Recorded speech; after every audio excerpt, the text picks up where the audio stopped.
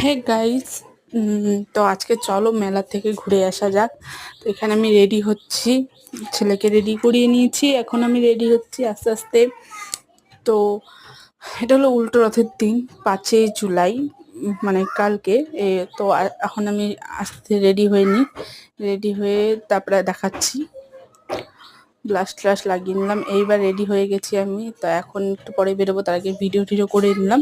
এখনই যে বেরিয়ে পড়েছি, বাইকে যাব আমাদের এখানে দেবনগরে যাবো রথখোলা। তারপরে মেলা যাওয়ার পথে দেখলাম একটা রথ, তারপরে মেলাতে পৌঁছে গেছি। তো এই যে রথের দড়ি ছুঁয়ে নিলাম, কিছু কিছু কিছু ক্লিপ নিতে পেরেছি, কিছু কিছু ক্লিপ নিইনি কারণ অনেক ভিড় ছিল।